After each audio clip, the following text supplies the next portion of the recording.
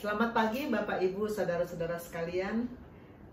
Selalu sangat bersukacita setiap kali saya bisa bertemu dengan Bapak Ibu dalam ibadah raya Gesim ini, dan terlebih lagi bersukacita karena Tuhan menganugerahkan firman-Nya untuk kehidupan kita.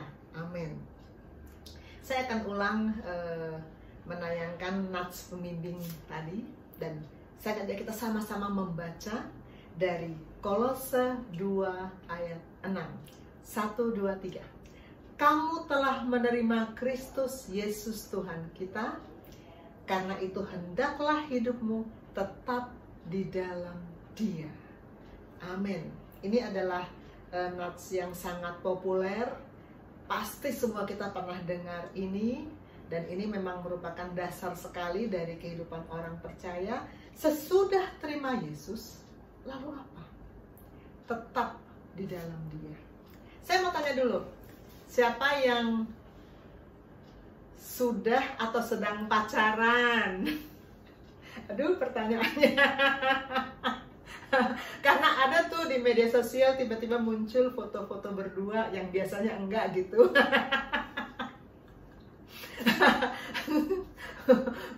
Untuk yang sudah atau sedang pacaran, saya mau tanya, memulai hubungan dengan mempertahankan hubungan, mana lebih gampang?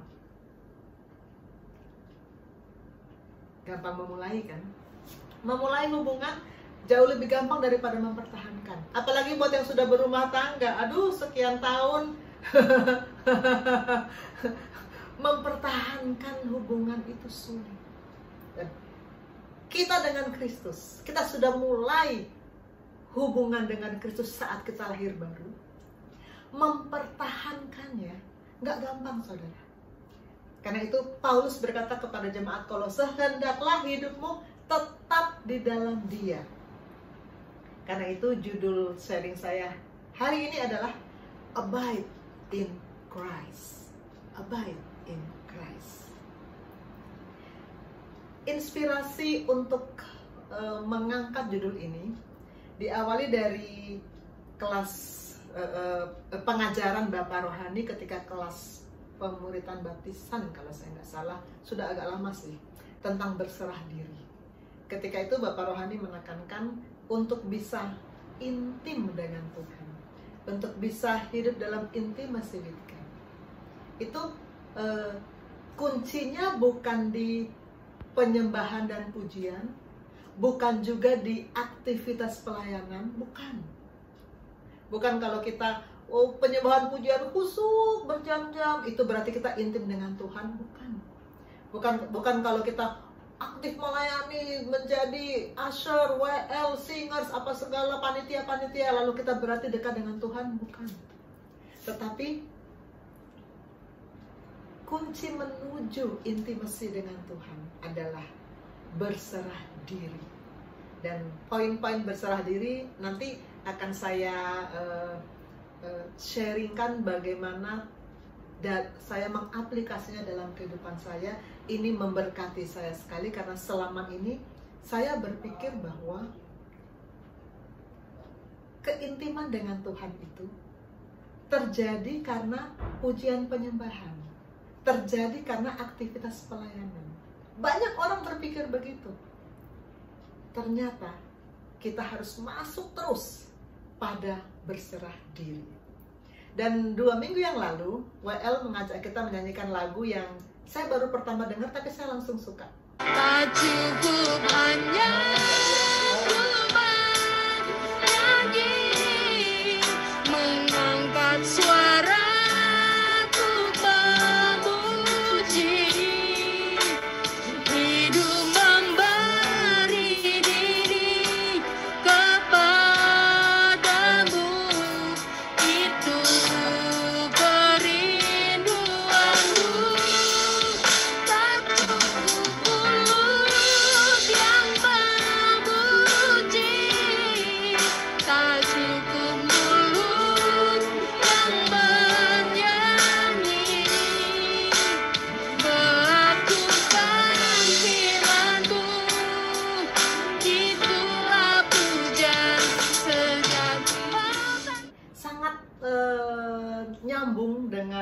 pengajaran Bapak Rohani bahwa pujian dan penyembahan aja nggak cukup, harus terus masuk di dalam intimacy with God. Abide in Christ. Amen.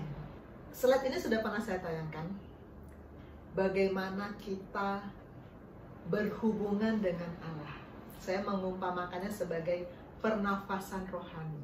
Saat kita dalam pernafasan fisik, kita selalu exhale dan inhale. Exhale dan inhale. Tidak bisa exhale terus, tidak bisa inhale terus, dan tidak bisa berhenti. Berhenti, mati. Begitu pula kita dengan Tuhan. Harus ada exhale dalam arti doa kita naik kepada Tuhan. Harus ada inhale dalam arti firman Tuhan turun kepada kita. Dan itu harus terus-menerus bergantian.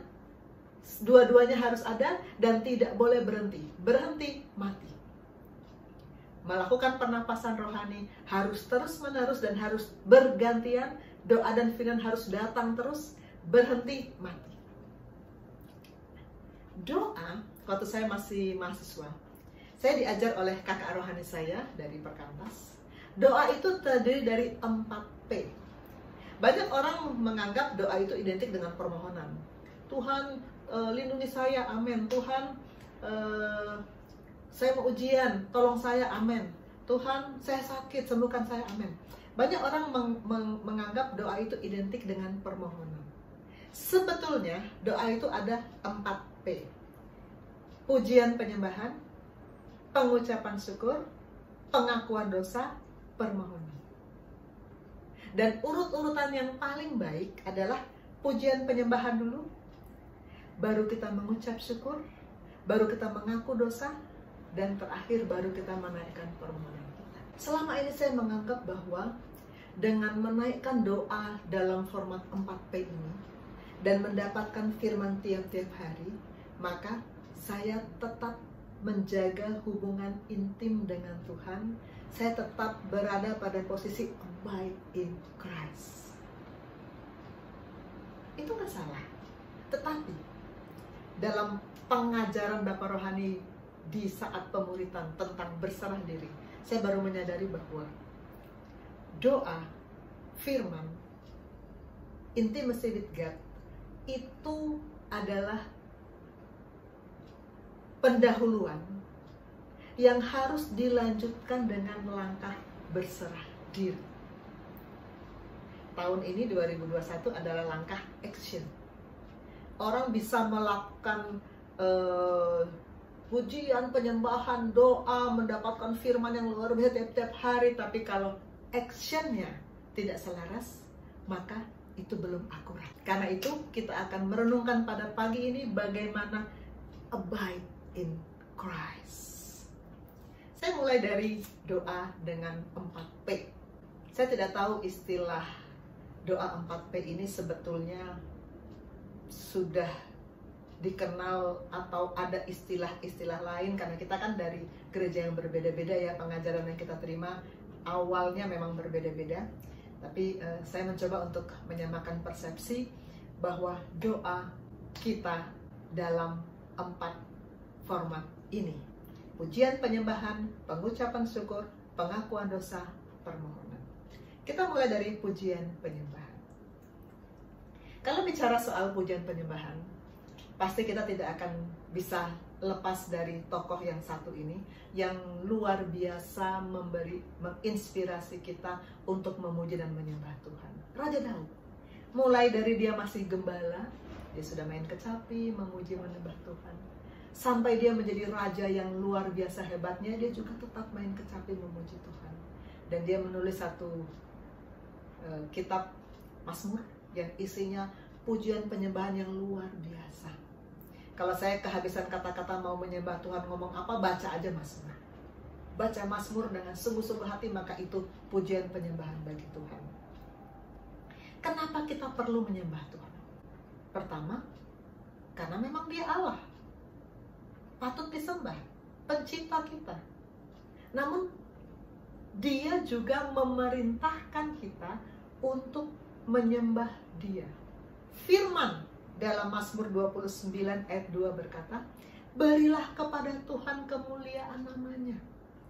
Sujudlah kepada Tuhan dengan berhiaskan kekudusan. Ini perintah. Bukan kalau kamu gak sibuk, kalau kamu hatinya lagi enak, berilah kepada Tuhan kemuliaannya, enggak ya? Nanti cek di Alkitab saudara apakah bunyinya beda. Berilah kepada Tuhan kemuliaan namanya. Sujudlah kepada Tuhan dengan berhiasan kekudusan. Ini saya kutip hanya 2 dari ayat-ayat pujian penyembahan Daud yang luar biasa banyaknya. Demikian aku mau memuji Engkau seumur hidupku dan menaikkan tanganku demi namamu. Mazmur 63 ayat 5. Dan ayat 6 berkata, seperti dengan lemak dan sumsum jiwaku dikenyangkan, dan dengan bibir yang bersorak-sorai mulutku memuji-muji. Amin. Bagaimana sih pantas-pantasnya kita menyembah dan memuji Tuhan? Ini gambar dari ilustrasi dari penyembahan surgawi yang dilukiskan oleh Yohanes dalam kitab Wahyu. Kalau kita lihat gambar ini, betapa agung dan semaraknya puji-pujian di surga. Wahyu 19 ayat 4 berkata, dan ke-24 tua-tua dan keempat makhluk itu tersungkur dan menyembah Allah yang duduk di atas tahta itu, dan mereka berkata, amin, haleluya, amin, haleluya. Doa Tuhan Yesus mengajarkan kepada kita, Bapa, dimuliakanlah namamu, datanglah kerajaanmu, jadilah kehendakmu di bumi seperti di sorga. Maka pujian penyembahan yang ada di sorga harus sama dengan apa yang kita lakukan di bumi. Memuji dan menyembah seperti bagaimana makhluk surgawi menyembah Tuhan. Saya cukup tergelitik kalau setiap pagi sebelum pada pembukaan ibadah kan ada pengumuman nih dari Pastor Jerry atau Pastor Rio. Selalu ada kata-kata begini, walaupun ini ibadah Zoom, Bapak Ibu kami harap datang dengan pakaian lengkap, sama seperti pada ibadah offline. Kenapa harus diperingatkan? Karena bukan rahasia lagi. Banyak orang yang menganggap, Zoom ini kan tim gembala gak ngeliat saya pakai baju rapi apa enggak. Bahkan saya masih pakai piyama juga tim gembala gak tahu. Ada saja yang masih datang ke ibadah gereja Zoom pakai piyama. Ada saja. Di rumah saya pernah terjadi kok. Saya ngomong apa adanya, yang melakukannya ada di sini, tapi sudah minta ampun sama Tuhan. Datang ibadah pakai piyama, dengan mata masih sembab, dengan rambut masih acak-acakan, kita bertobat. Hormati Tuhan. Bukan tim gembala kan yang mau kita puji, bukan tim gembala kan yang mau kita cari muka. Kita mau menghadap Tuhan loh. Dan Tuhan dia pasti tahu penampilan kita kayak apa, pasti tahu. Makhluk surgawi begitu menghormati dia. Kita pun harus sangat menghormati dia dalam pujian dan penyembahan kita. Lagi pujian penyembahan nih, tiba-tiba ada yang langsung bunyi notifikasi, terus langsung jawab WA, bertobat saudara. Jangan ada lagi kita yang masih tidak menghormati Tuhan dengan menjawab chat grup atau apapun juga ketika sedang pujian penyembahan. Matikan koneksi untuk smartphone pribadi ketika pujian penyembahan. Amin. Karena Allah Maha Agung, Maha Besar, Maha Mulia. Kita harus menyembah Dia dengan takut dan gentar, seperti makhluk surgawi menyembah Dia. Kita memuji Dia, menyembah Dia karena keberadaannya, karena kebesarannya. Maha besar, maha agung, maha mulia, maha kasih, maha tinggi, maha ajaib. Karena itu kita memuji dan menyembah Dia. Tadi saya katakan kalau saya kehabisan kata-kata untuk memuji menyembah Tuhan, saya baca Mazmur, dari hati saya mengucapkan seperti yang diucapkan oleh Daud. Karena luar biasa keagungan Tuhan itu, luar biasa kebesaran dan kemuliaan Tuhan. Dan pujian penyembahan dalam sejarah bangsa Israel berkali-kali membuktikan sorga turun tangan karena pujian penyembahan. Ini adalah ketika bangsa Israel menghancurkan tembok Yerikho.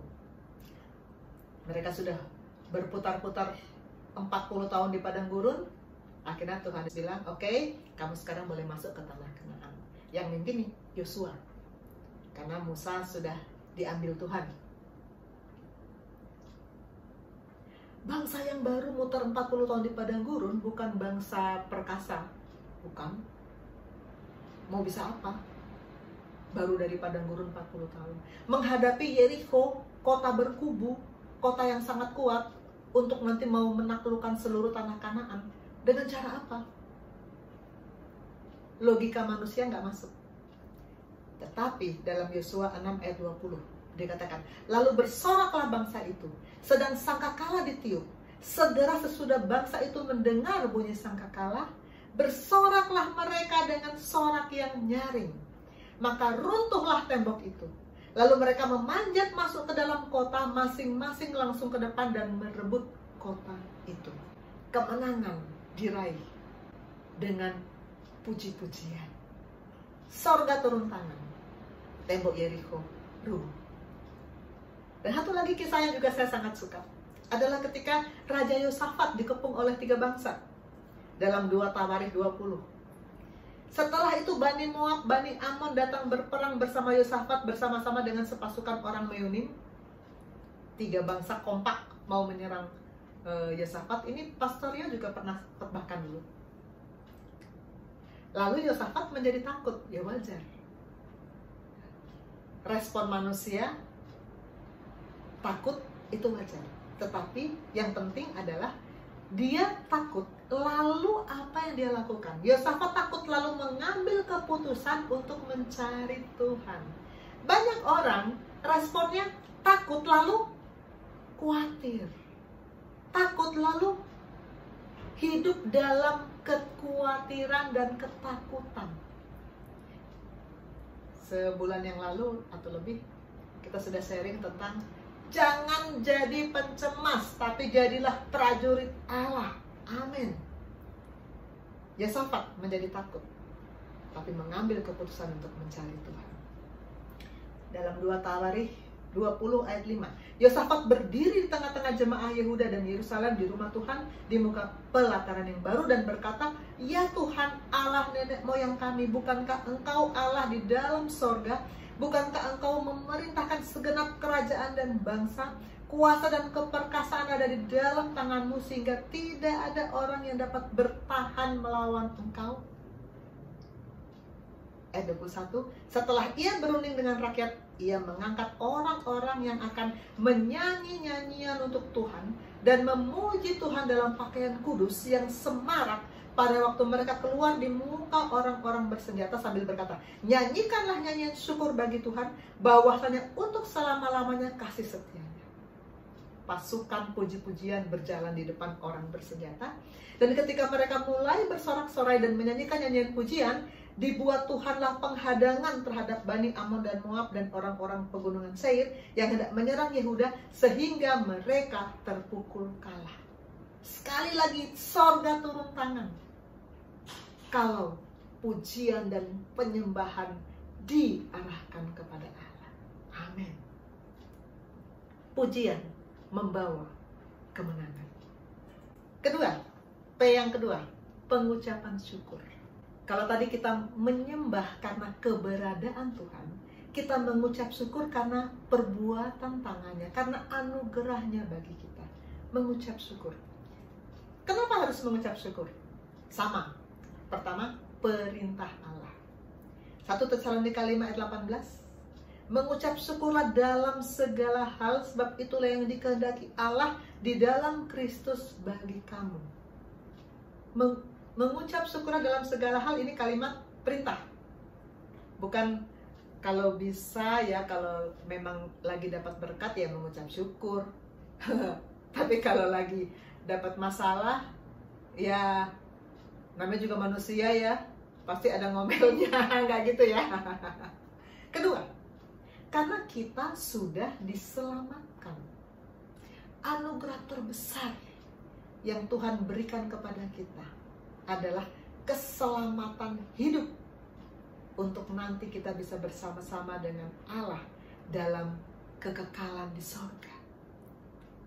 Tidak ada anugerah yang lebih besar dari itu. Karena kekekalan bersama-sama Allah di sorga. Apalagi yang lebih menandingi itu yang kita inginkan?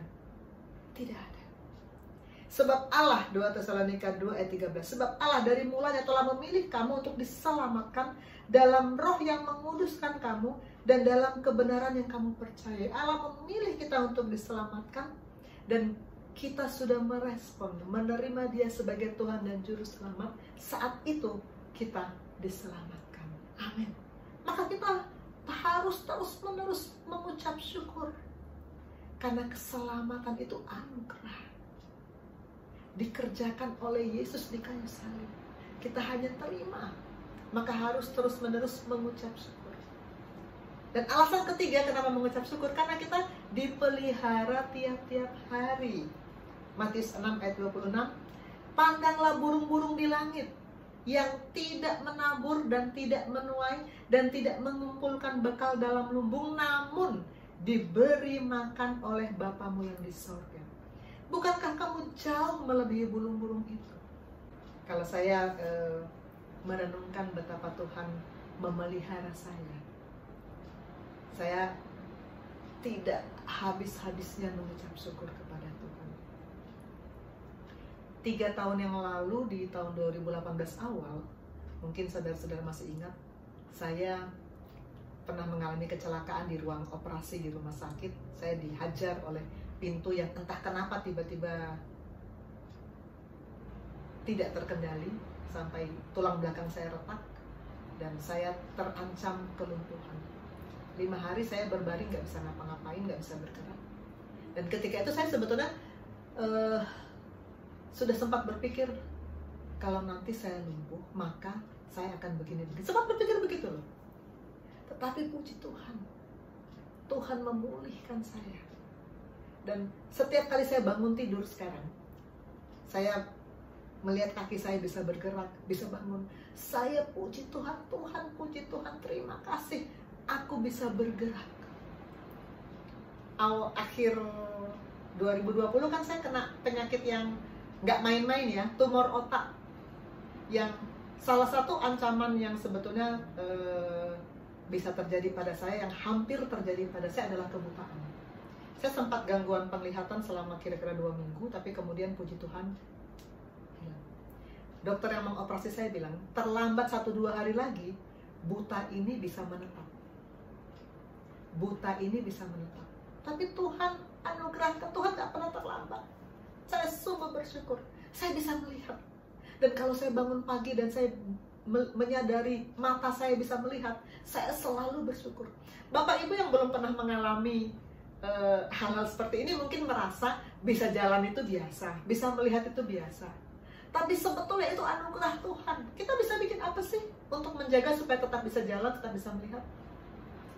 Anugerah Tuhan. Saya selalu setiap pagi sekarang bangun pagi bersyukur kepada Tuhan karena saya bisa jalan, karena saya bisa melihat, karena saya sadar tidak mengalami gangguan ingatan.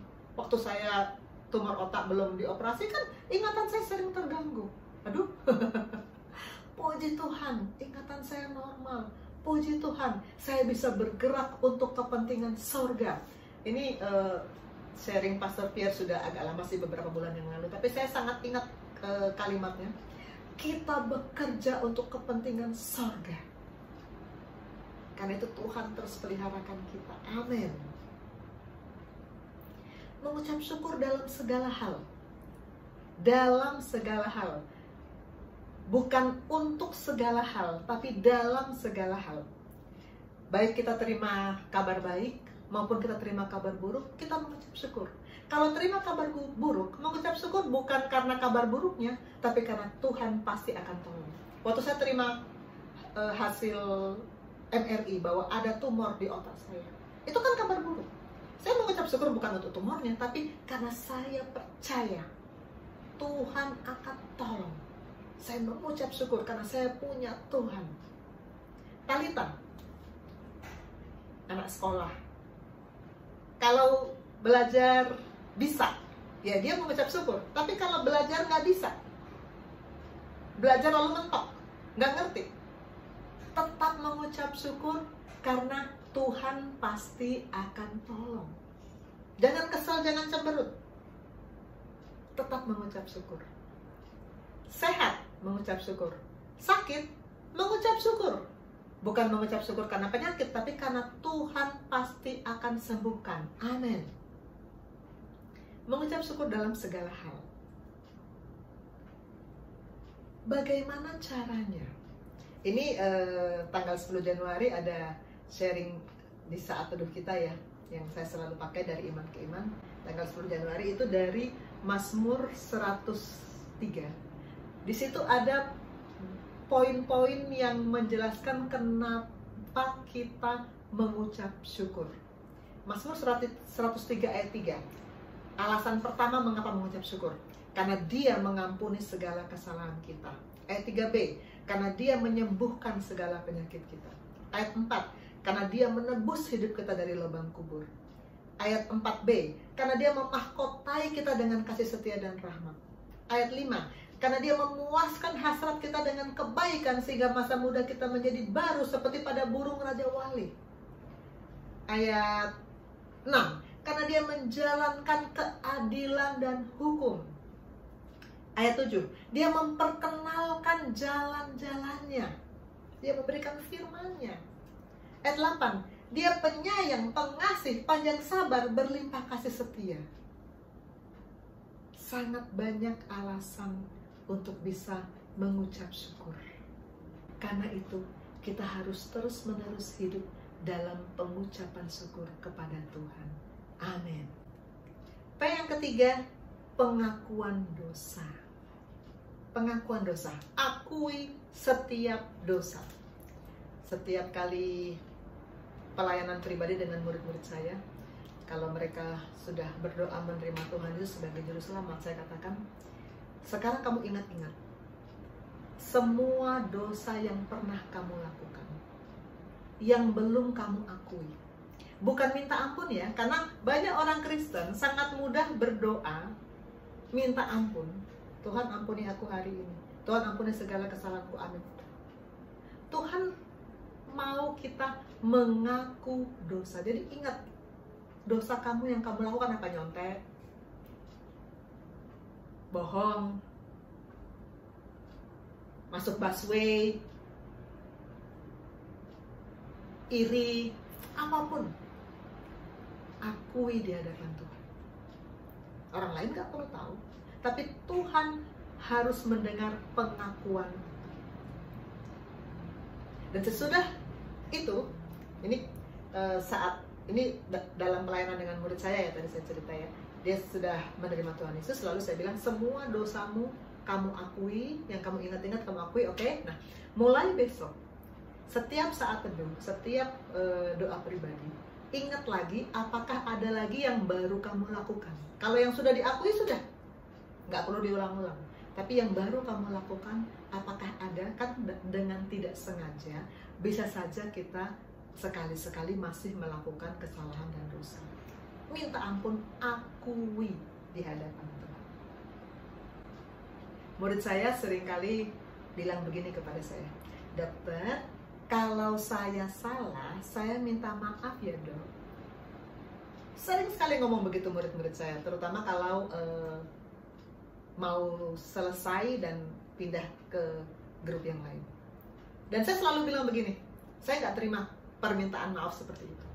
Loh, kaget kan? Kok dokter kok nggak terima? Kenapa? Karena kalau kamu bilang, kalau saya salah, saya minta maaf, berarti kamu salah atau tidak aja kamu nggak tahu. Salah atau enggak aja kamu nggak tahu. Bagaimana kamu bisa berubah kalau kamu belum tahu, bahkan nggak tahu salahmu apa? Salahmu apa? Bilang dulu salahmu apa. Lalu barulah murid saya nunduk dan bilang, iya dokter nyuruh saya untuk membaca buku hijau, ada buku yang saya tulis tentang pembuatan status, dan saya mewajibkan semua harus baca buku itu karena sangat penting. Dokter menyuruh saya baca buku hijau, tapi saya karena sibuk, namanya kok selalu sibuk gak jelas. Karena sibuk saya nggak sempat baca, sehingga waktu dokter tanya saya nggak bisa, saya minta maaf. Nah, kalau kamu sadar, kalau kamu akui kesalahanmu, berarti kamu akan berubah kan? Berarti besok kamu akan sungguh-sungguh baca buku itu, supaya kalau saya tanya, kamu bisa jawab. Tuhan juga mau kita mengakui kesalahan kita apa, supaya berubah. Berubah itu bukan cuma berhenti melakukan kesalahan, tetapi melakukan kebalikannya. 2 minggu yang lalu ya, Pastor Cakra dan juga Pastor Pierre pernah sharing tentang ini. Saya juga rasanya pernah sharing tentang ini. Orang yang mencuri, jangan mencuri lagi, tetapi hendaklah ia bekerja keras untuk melakukan perbuatan baik, untuk bisa memberkati orang lain. Jadi bukan cuma berhenti, tapi harus bekerja keras dengan tangannya, melakukan perbuatan baik yang bisa memberkati orang lain. Itu yang Tuhan mau. Makanya perlu ada pengakuan dosa. 1 Yohanes 1 ayat 9, ini ayat sangat terkenal. Jika kita mengaku dosa kita, maka ia adalah setia dan adil, sehingga ia akan mengampuni segala dosa kita dan menyucikan kita dari segala kejahatan. Tuhan mau kita mengakui dosa. Amin. Kenapa sih dosa harus diakui dan harus mendapat pengampunan? Yesaya 59 1 dan 2. Sesungguhnya tangan Tuhan tidak kurang panjang untuk menyelamatkan, dan pendengarannya tidak kurang tajam untuk mendengar. Tetapi yang merupakan pemisah antara kamu dan Allahmu ialah segala kejahatanmu, dan yang membuat dia menyembunyikan diri terhadap kamu sehingga ia tidak mendengar ialah segala dosamu. Dosa yang belum diakui akan membuat doa kita tidak sampai, akan membuat tangan Tuhan mau menolong tidak sampai, karena ada penghambat, ada dosa yang belum diakui. Akui setiap dosa. Dan P yang keempat adalah permohonan. Banyak orang menganggap doa itu ya minta ini, minta itu. Permohonan hanya bagian keempat dari doa. Boleh nggak meminta kepada Tuhan? Boleh. Matius 7 ayat 7, ini ayat kegemaran Arya nih. Mintalah maka akan diberikan kepadamu. Carilah maka kamu akan mendapat. Ketoklah maka pintu akan dibukakan bagi. Jadi minta boleh. Beberapa, sudah agak lama sih, Bapak Rohani memberikan inspirasi di WA Group. Pernah saya kutip juga dalam sharing saya. 1 Yohanes 5 ayat 14. Dan inilah keberanian kita percaya kepadanya, yaitu bahwa ia mengabulkan doa kita jika kita meminta sesuatu kepadanya menurut kehendaknya. Kalimat frase terakhir ini yang paling penting, menurut kehendaknya. Keinginan kita harus selaras dengan firman. Ingat penyelarasan ya, tahap pembenaran tahap kedua itu kan penyelarasan jiwa dan roh. Jiwa terdiri dari pikiran, perasaan, dan keinginan. Keinginan inilah yang membuat kita sering meminta kepada Tuhan kan. Keinginan ini harus selaras dengan firman. Kalau selaras dengan firman, maka 1 Yohanes 5 ayat 14 terpenuhi. Ia akan mengabulkan doa kita jika kita meminta sesuatu kepadanya menurut kehendaknya. Dari Iman ke Iman di tanggal 11 Juli, ini judulnya Harapkanlah Hasil. Ini tentang doa. Yakobus 4, saya perbesar, Yakobus 4 ayat 23 berkata, kamu tidak memperoleh apa-apa karena kamu tidak berdoa, atau kamu berdoa juga tapi kamu tidak menerima apa-apa karena kamu salah berdoa. Ternyata ada doa yang salah. Iya ada. Doa yang salah itu pertama yang tadi, tidak selaras dengan firman. Kalau tidak selaras dengan firman, maka Tuhan bilang tunggu dulu. Satu, tadi kita sudah bahas ya, nggak selaras dengan firman. Kedua, ini saya perbesar alinea kedua. Apa artinya doa secara keliru? Dalam banyak hal itu berarti berdoa tanpa mengharapkan hasil. Banyak orang Kristen berdoa meminta, tapi hatinya ragu-ragu, hatinya nggak yakin. Paling juga nanti nggak. Jadi doa itu jadi ya doa aja, dikasih nggak dikasih ya terserah. Banyak pemercaya melakukannya. Mereka memperlakukan doa sebagai spekulasi rohani. Mereka bermain tebakan dengan itu. Ini barangkali takkan banyak bermanfaat, tapi siapa tahu, nggak ada salahnya mencoba. Jadi doa itu kayak untung-untungan, dikabulkan apa enggak terserah Tuhan. Doa tanpa iman. Saya perbesar 2 alinea terakhir. Jadi berdoalah sambil berharap mendapatkan jawaban yang Anda butuhkan. Berdoa dengan iman. Pertama, yakin dulu bahwa yang kita minta selaras dengan firman, dan kemudian berdoa dengan iman. Dekatilah Tuhan dalam doa dan firman, dan selidiki letak kehilangan Anda dan bereskan masalah itu. Bila Anda mendekati Tuhan dalam doa yang berlandaskan firman, yang diilhami roh, maka Anda pasti mengetahui tindakan yang akan dilakukan Allah. Dia akan menjawab doa Anda. Dia akan memenuhi kebutuhan Anda sesuai dengan permintaan Anda kepadanya. Jangan lupa, permintaan kita harus selaras firman. Mulailah mengharapkan Dia melakukannya pada hari ini. Amin. Pujian, penyembahan, pengucapan syukur, pengakuan dosa, dan permohonan adalah bagian dari pernapasan rohani saat kita exhale. Dan sesudah itu kita mendapatkan firman, itulah kita inhale. Dan inilah yang membuat kita bisa intim dengan Tuhan. Intimacy with God.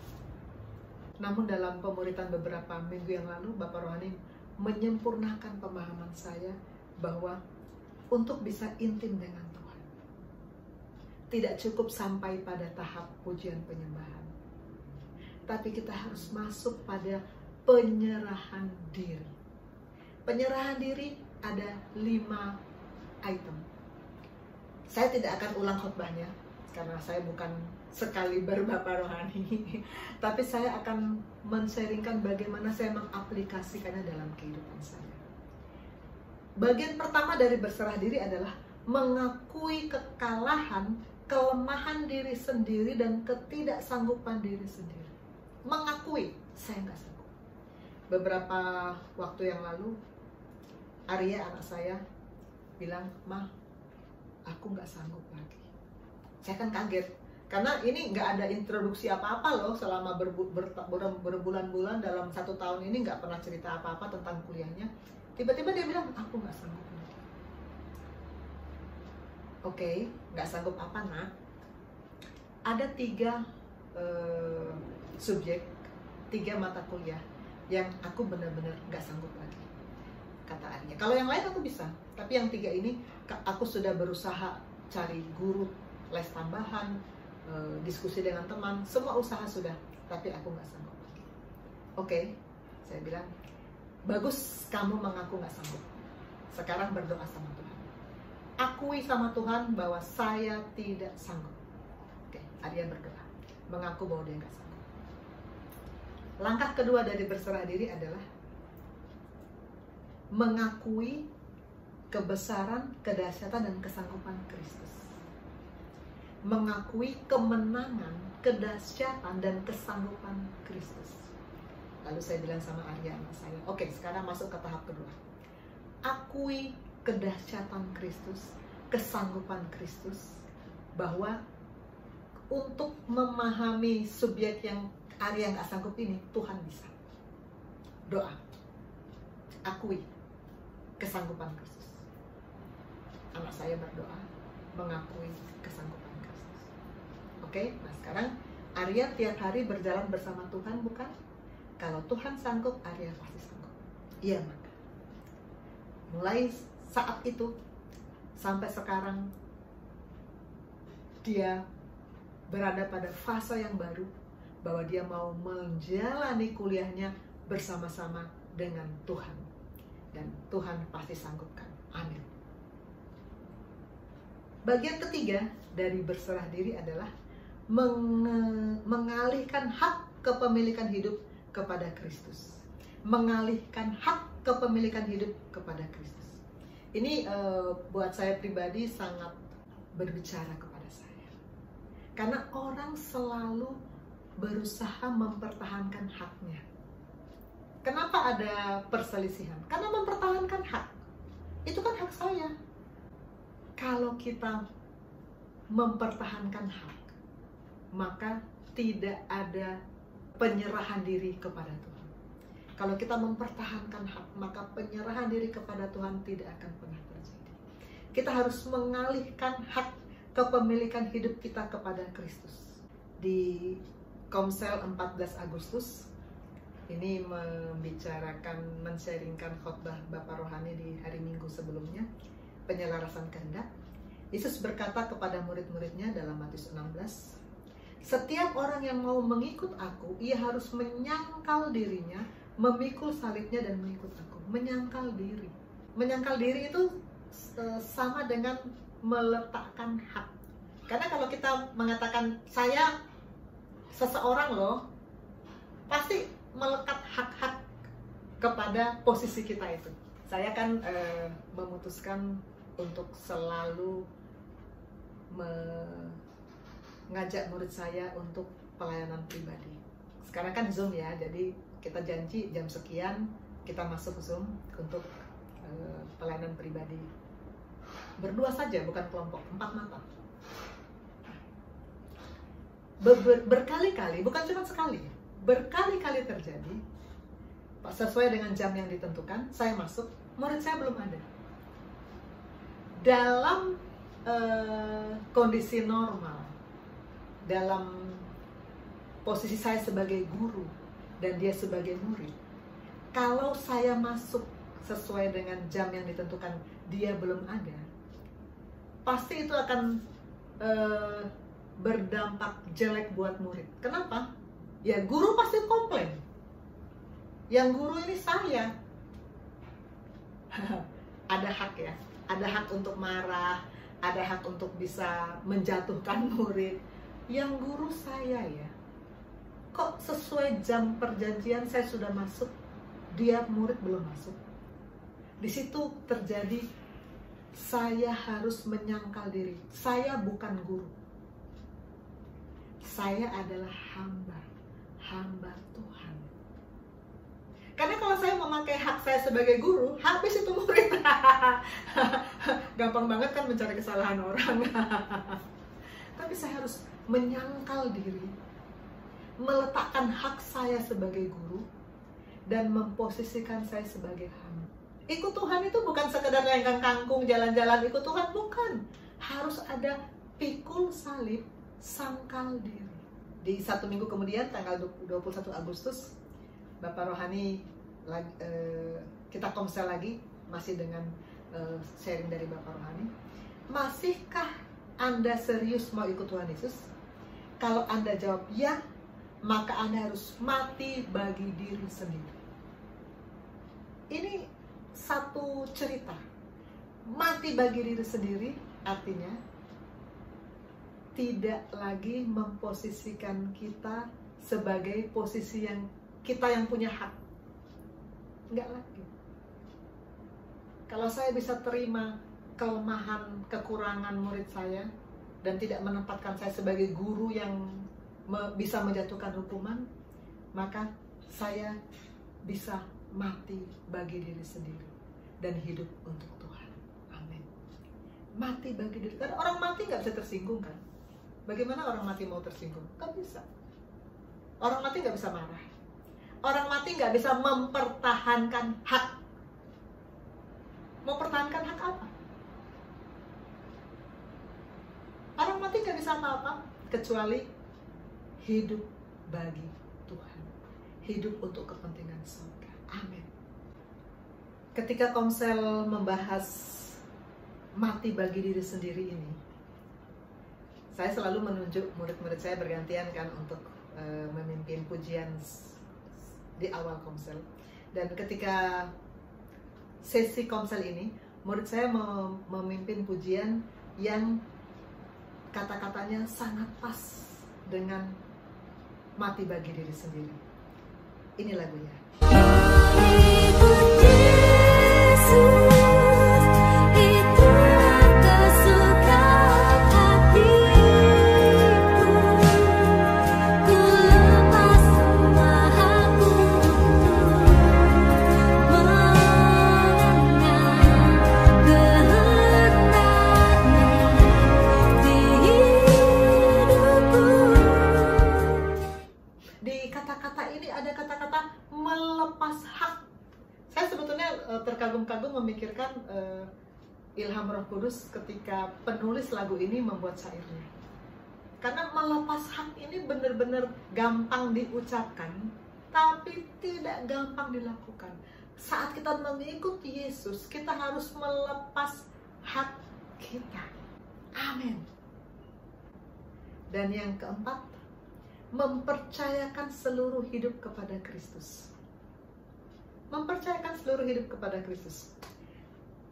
Kalau kita tanya kepada orang Kristen ya, percaya Yesus? Pasti jawabnya percaya.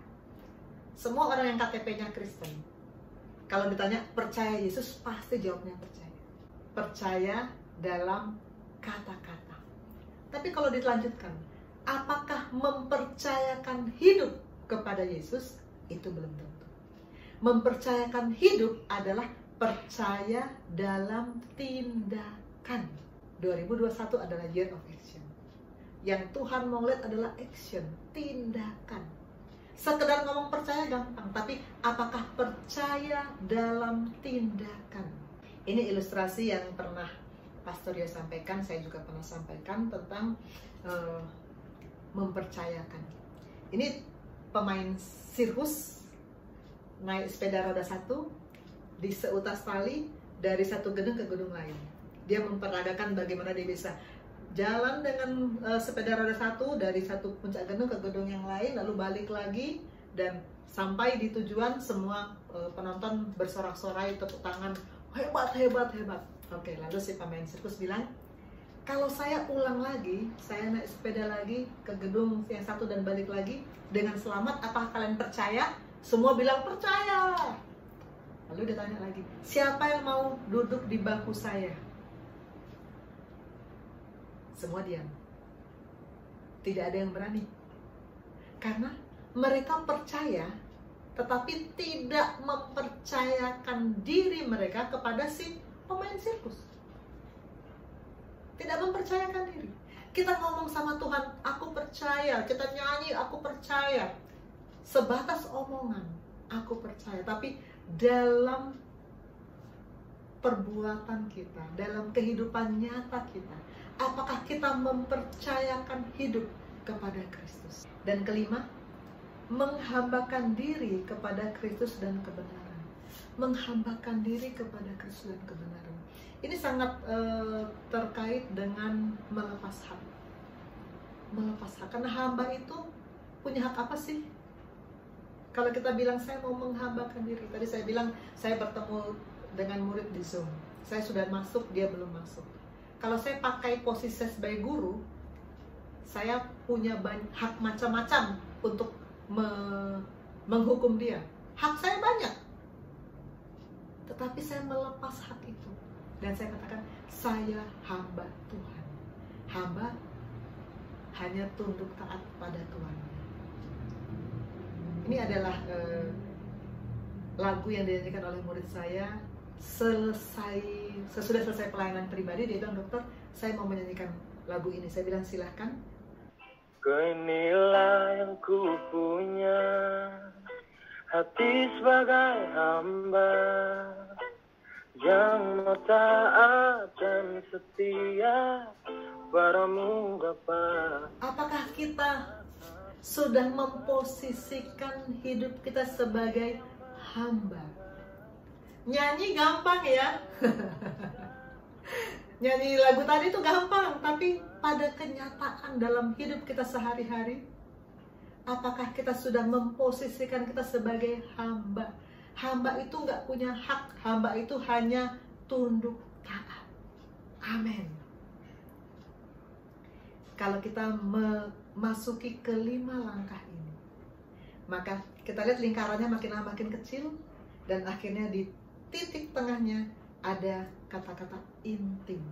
Disinilah kita masuk pada intimacy with God. Dan disinilah kita bisa abide in Christ. Lalu di mana posisi doa 4P, mendapat firman saat teduh? Di mana posisinya? Bapak Rohani mengatakan, doa, pujian, penyembahan adalah awal untuk masuk. Tetapi harus kita ikuti dengan melakukan berserah diri secara nyata dalam kehidupan kita. Baru kita bisa intim dengan Tuhan. Baru kita bisa abide in Christ. Pujian, penyembahan, pengucapan syukur, pengakuan dosa, permohonan, dan firman dalam tiap-tiap hari adalah langkah awal. Tetapi kita harus melakukan action, melakukan tindakan berserah diri secara nyata, baru kita bisa masuk dalam intimacy with God, abide in Christ. 1. Mengakui kekalahan, kelemahan diri sendiri. 2. Mengakui kemenangan, kedahsyatan, kesanggupan Kristus. 3. Mengalihkan hak kepemilikan hidup kepada Kristus. 4. Mempercayakan seluruh hidup kepada Kristus. Dan 5. Menghambakan diri kepada Kristus dan kebenaran. Amin.